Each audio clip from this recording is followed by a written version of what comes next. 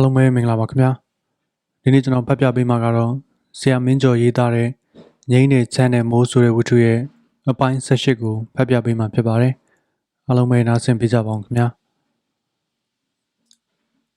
ငိမ့်တဲ့ချမ်းတဲ့မိုးအပိုင်း18နောက်တနေ့နန်းနဲ့ရောက်တော့လဲထိုစိတ်သည်မယင်ငိမ့်အားအဖြစ်မှန်အလုံးစုံကိုပြောပြမှဖြစ်ချေတော်မည်ဟုသောညကဆုံးဖြတ်ချက်ကိုအပိုင်းတည်ဆောင်လာခဲ့ဟန်နှင့်ကျွန်းသာသို့လာခဲ့သည်သူနှင့်တွေ့တော့ဒီအကြောင်းတို့ကိုအနိုင်နိုင်ကွယ်ဝှက်ကျင်းလာပြန်ပါရောမနေ့ကကိုပြန်လာဦးမလားလို့ငိမ့်ဆောင်နေသေးတယ်ထိုစကားကိုသူစပြောတော့ပြောစရာစကားအလွယ်နှင့်မရချေအတန်ကြာမှပင်အပြန်မိုးချုံနေတာနဲ့ပဲငိမ့်ဆိုသောစကားကိုပြောပြသည်ဒီတော့မယင်ငိမ့်ကပြုံးသည်သူပြုံးသည်စိတ်အကားမလုံးလဲသောကျွန်တော်ဖို့တုန်လှုပ်ရသည်သို့ပေမဲ့ယခုကျွန်တော်သည်အတန်အသင့်ဟန်ဆောင်တတ်ပြီလေဘာပြုံးတာလဲငိမ့်ကိုစကားကိုမယုံလို့လားအလိုခက်ပဲခဲ့ရကြီးရဲ့ကိုရဲ့ငိမ့်ကိုမယုံဘူးယုံတယ်ဘာမှလည်းမပြောရသေးပါလားကိုဘာသာကိုမလုံနိုင်ဘူးဖြစ်နေတော့လည်းမသိဘူးလေသူစကလုံးများသည်ကျွန်တော်အဖို့နှစ်သက်ဖွယ်ရာဖြစ်သည်ဟုအမြဲယူဆသည်ဒါဖြင့်လည်းပြီးရောပေါ့ကျွန်တော်ကစကားစားကိုဖြတ်သည်ဘယ်ပြီးအောင်မလဲကိုရဲ့ကို့เจ้าနေဘက်ကဘာတွေများပြောလိုက်သေးတယ်လဲထူးထူးထွေထွေတော့မပြောပါဘူးကွယ်သူရှစ်တလဆိုရန်ကုန်ပြန်မဲ့အကြောင်းနဲ့တခြားမိတ်ဆွေတွေအကြောင်းလောက်သာပြောပါတယ်ကျွန်တော်ဖုံးကွယ်သည်ပြီးမယင်ငိမ့်ဖို့တတရာရနိုင်မည်စကားကိုသာအဓိကထားပြီးပြောသည်တို့ကကဲဒါဖြင့်ကြောင်းတော်ကြစို့ကိုကလေးတွေရောက်နေရောမယ်သူကပင်ဥလျင်စွာကျွန်တော်ဖုံးကွယ်လိုသောအကြောင်းတို့ကိုကလကချလိုက်လေသည်သို့သောသူမျက်နှာပြင်မှအတွင်သည်ကျွန်တော်ရင်၌လှိုင်းခတ်သည့်နှင့်အပေကြောင့်လှုပ်ရှားကြံခဲ့ရသည်ဆိုခြင်းကိုကကျွန်တော်နားမလဲသို့သောမိမိကိုယ်၌ကအပြစ်ကင်းသူမဟုတ်မှန်သိနေသည်ဖြစ်၍မိမိစိတ်သည်မိမိကိုကြောက်လန့်နေပြီးဆိုလျင်လည်းရှိစေတော့ထို့သောမိမိစိတ်ကမိမိကိုယ်ကိုကြောက်လန့်နေပြီးဆိုသောအဖြစ်ကိုမိမိကိုယ်၌ကပိုင်ပိုင်မသိရပါလျက်မယင်ငိမ့်သည်ကြိုတင်သိနှင့်ထားသူတရားဟုဆိုရမည်လားသို့မဟုတ်သူသည်ထိုနေ့ညနေနှစ်ဦးခွဲကြရမည်ဆိုသောအခါတုန်လှုပ်နေရသူ၏စိတ်ကိုထက်ဆင့်ကြောက်လန့်လိုသည့်သဘောလားငိမ့်နဲ့ပတ်သက်လို့ကိုတခုတော့သိထားစေချင်ပါတယ်ငကိုကပင်မိမိစိတ်ကိုမိမိတုန်လှုပ်ကြောက်ကြားနေရသူဖို့ထိုစကားကိုကြားလိုက်ရသောအခါခန္ဓာကိုယ်သည်ပင်တုန်လှုပ်သွားသည်ထင်မိသူမျက်နှာကိုတစ်ချက်ကြည့်မိပြီးတော့လဲစစ်စစ်များမကြည့်ဝန်းကျွန်တော်လူရှုသို့မျက်နှာမူထားခြင်းမရှိသောသူမျက်နှာပြင်၌လေးနက်သောအတွေ့ကိုတစားဆင်ထားသည်နှင့်တူချေသည်ငိမ့်ဟာကိုချစ်တယ်ဆိုတဲ့အချက်ကိုလက်ခံခဲ့တယ်ဆိုတာငိမ့်မငင်းပါဘူးဒါပေမဲ့ငိမ့်အနေနဲ့တုံ့ပြန်တဲ့အချက်မျိုးမထားသေးဘူးဆိုတာကိုနားလည်ထားစီချင်ပါတယ်ငိမ့်ဟာအချက်နဲ့ပတ်သက်ရင်ကို့အတွေ့အကြုံများခဲ့တဲ့လူတစ်ယောက်မဟုတ်ပါဘူးဒီတော့အချက်နဲ့ပတ်သက်ရင်ငိမ့်ဘာမှနားမလည်ဘူးဆိုရလိမ့်မယ်ဘဝမှာအချက်ကိုတိမ်းရှောင်လို့မရဘူးဆိုတဲ့အချက်ကိုတော့ငိမ့်လက်ခံပါတယ်ဒါကြောင့်ငိမ့်မှာအချက်နဲ့ပတ်သက်လို့အတွေ့အကြုံမရှိပေမဲ့ဘဝနဲ့ပတ်သက်ပြီးရရှိခဲ့တဲ့အတွေ့အကြုံနဲ့ငိမ့်ယုံကြည်ထားတဲ့အချက်သဘောကိုတော့ငိမ့်ဘာသာဖန်တီးကြည့်ထားပါတယ်ဒီယုံကြည်ချက်အတိုင်းလက်တွေ့ကျင့်သုံးသွားနိုင်ဖို့လဲငိမ့်စူးစမ်းပါတယ်ကိုဟာငိမ့်ဘဝမှာပထမဆုံးတွေ့ရတဲ့အချစ်ပြဿနာကိုဖန်တီးသူပဲကိုချစ်တဲ့အချစ်ကိုငိမ့်ယုံခဲ့တယ်ဒါပေမဲ့ဘယ်လိုယုံခဲ့တယ်ဆိုတာတော့ငိမ့်စဉ်းစားလို့မရဘူးကိုငိမ့်ချစ်နေပြီလားဆိုတာမျိုးကိုလည်းတွေးကြည့်ပါတယ်ဒါလည်းအဖြေမရသေးဘူးကိုအဲ့ဒီလိုပဲလူတစ်ယောက်ကတစ်ချိန်တည်းမှာလူဘယ်နှယောက်ကိုတပြိုင်နက်ချစ်နိုင်တယ်လဲဆိုတဲ့အချက်ကိုလည်းငိမ့်စဉ်းစားစရာဖြစ်နေတယ်ဒီတော့ငိမ့်ဟာကိုနဲ့ပတ်သက်ရင်အားလုံးကိုခွင့်လွှတ်နိုင်အောင်ကြိုးစားပါမယ်ကိုဟာငိမ့်ကိုချစ်နေသလို တခြားသူတစ်ယောက်ကိုချစ်နေမယ်ဆိုရင်လည်းငြိမ်းဘာမှမပြောပြအောင်ကြိုးစားပါမယ်ကျွန်တော်သည်ပုံမတုံလုံးနေရသလိုမယင်ငိမ့်ဆိုလိုရင်းစကားတို့၏အနက်အဓိပ္ပာယ်ကိုပုံမတိလိုစိတ်ပြင်းပြလာရလေသည်ဘာဆိုလိုချင်တာလဲငြိမ်းပြောစရာရှိတာကိုရှင်းရှင်းပြောစမ်းပါကိုနဲ့ပတ်သက်လို့ဘလို့တန်တရားရှိလို့လဲအဲ့ဒါခက်ဆုံးပဲကိုငိမ့်ဟာတန်တရားဆိုတာကိုမယုံဘူးငိမ့်ဟာလူတစ်ယောက်နဲ့ခင်မင်းပြီးတော့မှတန်တရားထားရမှာမျိုးကိုလည်းမလိုလားဘူး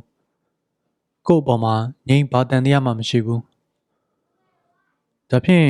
ငိမ့်ကိုအဲ့ဒါငိမ့်မပြောတတ်သေးဘူးကိုသိချင်ရင်တော့တနေ့မှငိမ့်ပြောတတ်အောင်ကြိုးစားပါမယ်ကျွန်တော်စကားမှမဆုံးသေးသူကကြားဖြတ်၍ပြောလေသည်တို့အချိန်ထိမယင်ငိမ့်သည်ကျွန်တော်ကိုတစ်ချက်ကလေးများမကြည့်သေးပေကျွန်တော်မှသူပြောခဲ့သည့်စကားတို့နှင့်ပတ်သက်၍ပုံမအတိတ်ပဲရှာကတွေ့ရလေပြီကျွန်တော်မှငကိုကစိတ်တုံးလုံးနေပြီးဖြစ်ရာမယင်ငိမ့်၏စကားမယင်ငိမ့်၏အမူအရာတို့ကိုကြုံရကြားရသောအခါ၌ပုံမတုံးလုံးနေရပြီးဖြစ်ရကားအခုမှငိမ့်ဒီစကားတွေပြောတာကိုနားမလည်ဘူးငိမ့်ကိုဟာကိုယ့်ရင်ထဲမှာရှိတဲ့အကြောင်းတွေကိုရှင်းဖွင့်ပြခဲ့ပါပြီ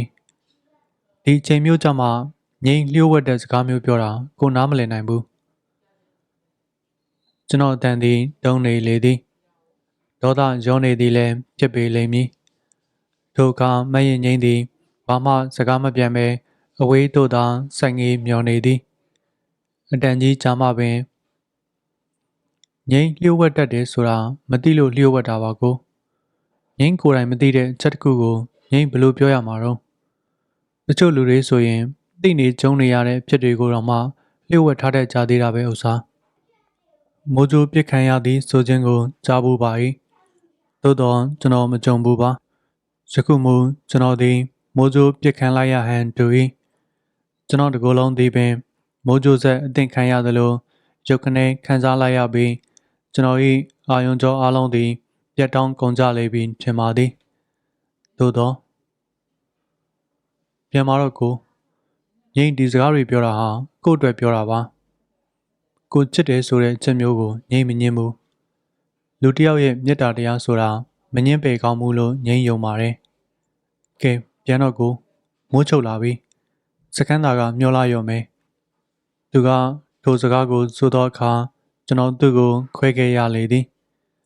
ယခုမယင်ငိမ့်သည်ကျွန်တော်ဖုံးကွယ်ထားသောစကန်းသားဟူသောစကားလုံးကိုပင်တုံနှုံလိုက်ပေပြီကျွန်တော်ကွယ်ဝှက်ထိန်ချန်ခဲ့သမျှတို့၏ပြည်ပုံကားသည်ပင်တက်ခဲ့လေပြီထင်သို့တော့ကျွန်တော်သည်မယင်ငိမ့်ဖုံးကွယ်ထားသည်တို့ကိုမသိမှန်၏မယင်ငိမ့်ဆိုသောစကားသည်မှန်၏ကျွန်တော်စကန်းသားတို့ရောက်သောအခါကျမှပင်မယင်ငိမ့်ပြောသောစကားတို့သည်အခိုင်အမာမှန်လခြေတကားဟုပုံမနားလည်ရလေသည်စကန်းသားမှာတင်းတင်းမျောနှင့်လေပြီတင်းတင်းစကန်းသားတို့ပြန်လာလိမ့်မည်ဟု၍၎င်းတင်းတင်းမြည်သည့်ချိန်တွင်ပြန်လာလိမ့်မည်ဟု၍၎င်းတင်းတင်းရန်ကုန်တွင်အဘယ်သို့ကြံရစ်ခဲ့ပေမည်ဟု၍၎င်းတင်းတင်းကျွန်တော်အားနာကြည့်ပေလိမ့်မည်ဟု၍၎င်းထို၎င်းပေါင်းများစွာနှင့်ဆက်ဆက်အပ်သောတင်းတင်းနှင့်ပတ်သက်သောအကြောင်းပေါင်းများစွာအနက်မြည်သည့်အကြောင်းတစ်ခုကိုတော်များကျွန်တော်သတိမရခဲ့ပါပဲလျက်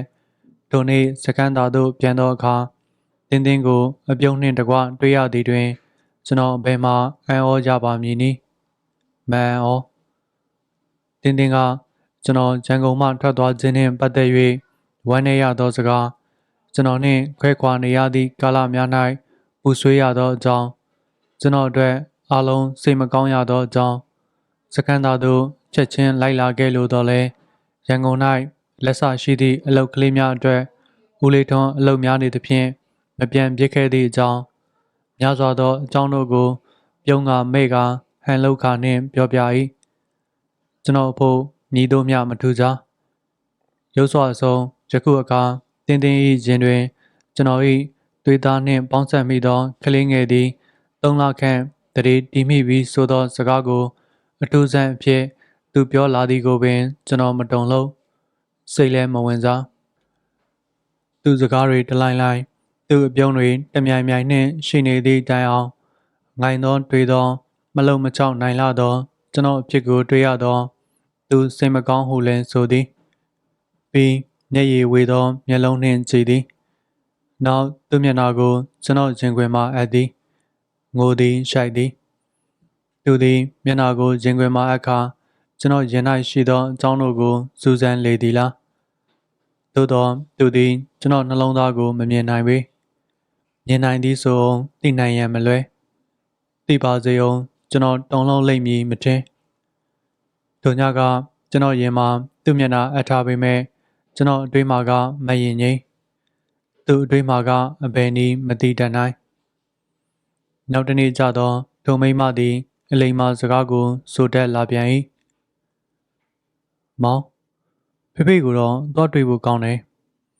ဖေဖေဟာမောင်နဲ့တွေ့ဖို့အတော်ဝန်လေးနေတယ်ဘာဖြစ်လို့လဲဆိုတော့ဖေဖေစိတ်မကောင်းဘူးမောင်နဲ့ပတ်သက်ပြီးဖေဖေဟာလူကြီးတွေကြားမှာမျက်နှာပြက်ရတဲ့အတွက်တကြောင်မောင်ကိုနိုင်ကဖေဖေစေတနာကိုနားမလည်နိုင်တဲ့အတွက်တကြောင်အတော်ယူကျုံမရဖြစ်နေတယ်မလိုပါဘူးကွယ်သူကမှတွေ့ဖို့ဝန်လေးနေတာကိုကဘာတွေ့စရာလိုတာမှတ်လို့လဲစိတ်တုံးလို့ခြောက်ခြားနေသည်ဖြစ်၍ဒေါသထွက်နေသောကျွန်တော်သည်ပြည့်ပြည့်သောစကားပြောမထွက်ပြီးပြောလဲမပြောခြင်းဒီလိုမဟုတ်သေးဘူးမောင်ခုလိုလုပ်နေတော့မကောင်းဘူးကဲမောင်ပြောပါမောင်ဟာတင်းတင်းအပေါ်မှာပဲဖြစ်ဖြစ်ဖေဖေအပေါ်မှာပဲဖြစ်ဖြစ်ဘာမချင်နဲ့တလေပြောပါဘာမှပြောစရာမလိုဘူးတင်းတင်းကိုနဲ့ပတ်သက်ရင်တင်းတို့သားဖမှာပြောစရာမလိုသလိုကို့မှာလည်းပြောစရာမလိုဘူးမောင်ဘလို့ဖြစ်နေတာလဲသူများလျှော့ပေးလာကမှမောင်ဒီလိုလုပ်လို့မကောင်းဘူးမိမလိမ္မာလဲဒေါသထွက်နေချေပြီကျွန်တော်ဒီသူနှင့်စကားဆက်၍မပြောလိုတော့သဖြင့်လက်ဖက်ရည်စပွဲမှထကားစာကြည့်ကန်းတွင်သို့ဝင်ခဲ့လေသည်ဦးညိုမောင်သည်ကျွန်တော်တို့နားတွင်ရက်နေရမှဘာစကားများကြားဝင်ပြောဆိုခြင်းမပြုဘဲမိဖို့ဘက်သို့ထွက်သွား၏အတန်ကြာသောအခါတင်းတင်းသည်ကျွန်တော်ရှိရာစာကြည့်ကန်းအတွင်သို့ဝင်လာ၏ဒီမဲသူ့အတန်သည်ဆူရှာသောသူ့မျက်လုံးတွေကိုဆူဆူရှာရှာနိုင်သည်ကျွန်တော်သည်သူ့ကိုခေါင်းထောင်ကြည့်မိပြီးဖြစ်သည်ရှင်လုပ်ပုံတွေဟာတရားလွန်မနေဘူးလားဘာတရားလွန်တာလဲကျမရှင့်စီကိုပြန်လာတာဟာဒီကလေးကြောင့်ပြန်လာတယ်ဆိုတာတော့နားလည်ဖို့ကောင်းတယ်အေးလေအဲ့ဒါကိုဘာပြောလို့လဲအခုရှင်ဆက်ဆံပုံကရန်သူလိုဖြစ်မနေဘူးလားကျုံမှာရန်သူမရှိဘူးမတင်တင်ဒါပေမဲ့ကျမဟာရှင်မယားအဖြစ်မှာရှိနေသေးတယ်ဆိုတာတော့ရှင်သတိထားဖို့ကောင်းတယ်သူစကားများသည်အလွန်ခက်ထန်လာစွာ၏သူ့မျက်လုံးအိမ်၌မျက်ရည်တို့လည်းပြည့်လျံနေသည်နှကန်းစုံတို့သည်တဆက်ဆက်တုံနေသည်မျက်နှာပပဝင်းမှာနေအောင်တန်းနေ၏ကျွန်တော်သည်အိမ်တွေလောက်ခါစကားကိုဆိုပါသည်တော်ပါတော့ကွယ်ဒါတွေပြောမနေပါနဲ့ပြောရအောင်မယ်ကိုဝင်းဆွေပြောရအောင်မယ်ရှင့်ကိုရှင်တော့ဘာမှမသိနားမလဲတဲ့လူအလူနာကြီးဟန်ဆောင်ပြီးကျမဒီမဲ့မရှိတဲ့တော့တွင်ရှင်ဘလို့စပုံးခုတ်လာခဲ့တယ်ဆိုတာတွေကိုကျမမသိဘူးထင်နေလို့လားအေးလေဒါတွေဟာကိုယ့်ကိစ္စပဲမဟုတ်လားလို့သူမြည်တော့ပင်ပြောကျွန်တော်မတုံလို့ချင်ပါအန်လဲမန်ဩပါဩဒါရှင့်ကိစ္စဟုတ်လားဒီမဲကိုဝင်းဆွေရှင်နဲ့ကျမဟာလင်မယားဆိုတဲ့ချက်ကိုရှင်မမေ့သင့်ဘူးရှင်ထင်သလိုလုပ်နေတာဟာရှင့်ကိစ္စမဟုတ်ဘူးကဲပါလေရှင်ဒီကျွန်းသားကဆီယာမဆိုတဲ့ဟာနဲ့ခင်းနေတဲ့ဇလန်းကိုတော်တင်းတင်းမင်းပြောတဲ့စကားတွေဟာအတော်လုံးလာပြီကျွန်တော်ဒီသူ့စကားများကိုဆက်၍မကြားလိုတော့ပါယခုစကားလုံးများသည်ကျွန်တော်နှလုံးသားကိုထိခိုက်စေပြီမဟုတ်လားမတော်နိုင်သေးဘူးကိုဝင်းဆွေရှင်ကမိုင်း200ကျော်ဝေးတဲ့ခီးမှနေတဲ့ကျမမသိနိုင်ဘူးထင်နေတာမျိုးတွေကိုကျမပြောရအောင်မယ်ယခုတော့လဲကျွန်တော်တို့နှစ်ယောက်၏စကားများမှာပုံမိုရှုပ်ထွေးလာကြပါပြီသူသည် ဝင်ကြွားလေရောင်အမျက်ပြင်းလေရောင်ကျေလောင်သောအတန်နှင့်တုံရင်သောစကားကိုဆို၏ဒီမြို့သားဟာကျမမြို့ကိုဝင်ဆွေမြို့သားမှာဘာတွေဖြစ်နေတယ်ဆိုတာ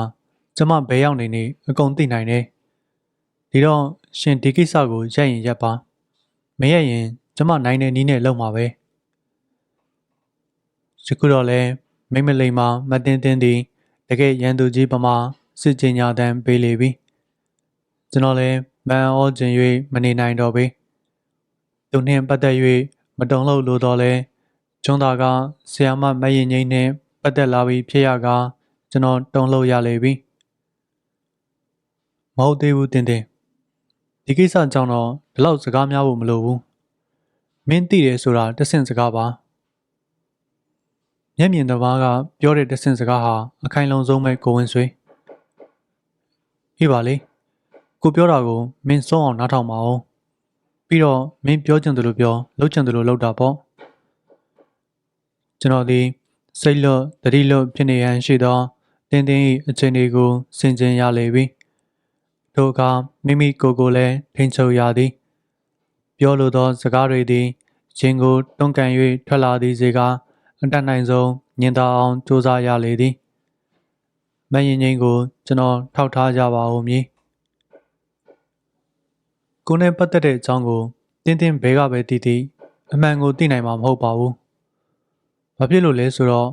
ကို့အခြေအနေကိုတောင်မှကိုအမှန်တိုင်းသိလို့မလွယ်တဲ့အတွက်ပဲပြီးတော့ခုကိုနဲ့ပတ်သက်လို့ပြောစရာရှိရင်လဲတင်းတင်းကို့ကိုပြောချင်တယ်လို့ပြောလုပ်ချင်တယ်လို့လုပ်ပေါ့ဟိုတယောက်ဟာဘာမှသိတာမဟုတ်ဘူးဒီတော့ကို့ကိုမကျေနပ်လို့တော့တခြားသူကိုအပြစ်မထားစေချင်ဘူးဟောသူ့ဟာထီတော့တဲသိတတ်ပါရောတင်းတင်းဒီလိုမပြောနဲ့လေဒီစကားတွေဟာစိတ်လက်မှန်ပါပြောကြမယ်လုပ်ကြမယ်ဆိုရင်ကိုနောက်ထပ်ဘာမှပြောဖို့လိုမယ်မဟုတ်ဘူးထိုအခါတင်းတင်းအတွေ့ဝင်ပြီးသူ့မျက်နှာတွင်သည်လည်းပြောင်းလဲသွားလေသည်ပြီးကျွန်တော်ကိုဘာစကားမှမပြောဘဲစာကြည့်ခန်းမှထွက်သွားလေသည်ကျွန်တော်သာလျှင်စာကြည့်ခန်းအတွင်း၌အတွေ့များရှုပ်ထွေးဝန်းရံလျက်ကြံခဲ့လေသည်ယခုကအချိန်ဤအလုံးမှာရုပ်ကြီးဆိုသလိုရှုပ်ထွေးလာကြလေပြီကျွန်းသားမှမရင်ငိမ့်ကစကန်းသာအကြောင်းကိုသိသည်စကန်းသာကတင်းတင်းသည်ကျွန်းသားကမရင်ငိမ့်အကြောင်းကိုသိနေကြလေပြီတွေ့ရင်ကိုပင်ဆက်ဆုပ်ယွန်ရှာခြင်းဖြစ်လာရပြန်သည်မိမိသည်မနိုင်သောဇက်ကိုကမိလေပြီလားမလဲဘဲနှင့်ရှုပ်လေပြီလားအလုံးသူတို့တွင်မရင်ငိမ့်မျက်နှာကိုမြင်အောင်မိလေတိုင်းရင်ထဲမှာနှင်းကနေဖြစ်ရသည်တင်းတင်းဆိုသောမိမကိုလည်းကြောက်လာသည်ထိုအခါကျွန်တော်အပြစ်တင်ဝန်သူမှာတယောက်တည်းသာရှိတော်သည်ထိုသူကကျွန်တော်တခါတော့လည်းဖြစ်လို့ရဖြစ်စေတော့ဆိုကာစကန်းသာမှထွက်သွားခြင်းသာလျှင်အကောင်းဆုံးဖြစ်မည်ဟုတွေ့သည်ဒီလိုဆိုလျှင်ကျွန်တော်ဘယ်သို့သွားရအံ့နည်းကျွန်းသားတို့သွားကြည်ကတင်းတင်းမလိုက်ဖဲနေမည်လားထိုအခါမရင်ငိမ့်ဖို့ညီတို့ကြုံမည်နီဟိုသူနဲ့ကြွာလိုက်ရင်ပြီးတာပဲဟုလည်းအတွေ့ရောက်သေးသည်သို့သောထိုအတွေ့သည်မရဲအတန်ကြီးကြာသောအခါဥညိုမောင်သည်ကျွန်တော်နီးသို့ရောက်လာသည်ဘယ်လိုဖြစ်တာလဲမောင်ဝင်းဆွေကျွန်တော်ဘာပြောနိုင်ပါမည်နည်းယခုနေ့ခါ၌ကျွန်တော်သည်ဥညိုမောင်ကိုလည်းမကြည့်ခြင်းထိုသူကိုလည်းကျွန်တော်အတွက်အဖြေကောင်းပေးနိုင်မည်သူဟုကျွန်တော်မထင်စားဘာပဲဖြစ်ဖြစ်စောကမောင်ဝင်းဆွေကျုပ်ကိုတိုင်ပင်ဖို့ကောင်းတယ်သူသည်ထိုစကားကိုဆက်၍ဆိုသည်ခုတော့အချိန်တွေဟာပိုပြီးခက်ခဲကုန်ပြီမောင်ဝင်းဆွေယခုတော့ကျွန်တော်သည်မကြားလိုသောစကားများကိုစိုးနေသည့်ပုဂ္ဂိုလ်၏မျက်နှာကိုမော့ကြည့်မိလေပြီဥညိုမောင်၏မျက်နှာမှာစိုးရိမ်ခြင်းပူပန်ခြင်းအသွင်တို့ဖြင့်တစားဆင်းထား၏ကျွန်တော်ဘာမျှမပြောပေမဲ့ကျွန်တော်၏မျက်လုံးများကိုတစိမ့်စိမ့်ကြည့်နေသောဥညိုမောင်အဖို့ကျွန်တော်အတွက်စကားဆိုစရာအများရှိပေမည်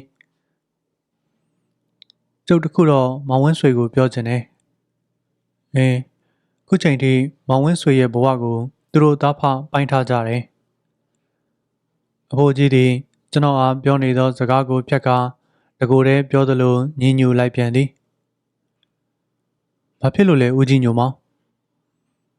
သူသည်ရုတ်တရက်အပြေမပေးသေးပဲတစုံတစ်ခုကိုတွေးတောနေပြန်၏သူမျက်နှာသည်အလွန်ညှိုးနွမ်းနေလေပြီသူသည်လည်းအတော်စိတ်ထိခိုက်နေဟန်ရှိဘာဖြစ်လို့ဆိုတာကျုပ်မပြောပြရစေနဲ့မောင်ဝင်းဆွေဒါတွေသိရလို့လည်းအကြောင်းမထူပါဘူးခက်တယ်မောင်ဝင်းဆွေအသက်နှလုံးကင်းမဲ့တဲ့လူတွေဟာရက်ဆက်တတ်တဲ့သဘောရှိတယ်ရက်ဆက်တတ်တယ်ဆိုတဲ့လူမျိုးဟာတစ်ဖက်လူရဲ့အသက်နှလုံးအကြောင်းကိုအတိအမှန်ပြုတ်တတ်ကြတာမဟုတ်ဘူးဒီတော့အခိုက်အတန့်အားဖြင့်မောင်ဝင်းဆွေအလျှော့ပေးလိုက်ပါကွယ်ဒါတော့ကျုပ်အနှုတ်ညွတ်တောင်းပန်ပါရစေသူသည်ထိုစကားကိုပြောပြီးအခန်းပြင်သို့ထွက်သွားလေကျွန်တော်ဖို့အတွေးကိုပို၍သာရှုပ်ထွေးစေပါတော့သည်ထိုခဏမှာကျွန်တော်မတ်စပယ်ကိုတတိယသေးတော့လဲသူစီကျွန်တော်မသွားလို့တော့ပါထိုနေ့တစ်နေ့လုံးပင်ကျွန်တော်သည်စာကြည့်ခန်းအတွင်း၌အတွေးစားတို့ဖြင့်ပင်ပန်းနွမ်းမောရကြပြီထိုချိန်အတွင်းမှာပင်တင်းတင်းသည်စခန်းသားမှထွက်သွားလေကျွန်တော်ဖို့ကဘာကိုကြောက်လန့်ရမည်နည်းကြောက်လန့်ခြင်းစိုးရိမ်ခြင်းတို့သည်ကျွန်တော်ကိုလွှမ်းမိုးလာကြစေပြီကျွန်တော်မြည်သူနှင့်မျှလည်းမတွေ့ဝန်တော့မြည်သည့်အရက်တို့မျှလည်းမသွားဝန်တော့ပါတို့နှင့်စခန်းသားမှ3ရက်နောက်ဆင်ပေးခဲ့ကြတဲ့တဦးတယောက်ချင်းစီတိုင်းကိုကျေးဇူးများကြီးတင်ပါတယ်ခင်ဗျာနောက်လာမယ့်အပိုင်း19ကိုလည်းစောင့်မျှော်နားဆင်ပေးကြပါအောင်ခင်ဗျာ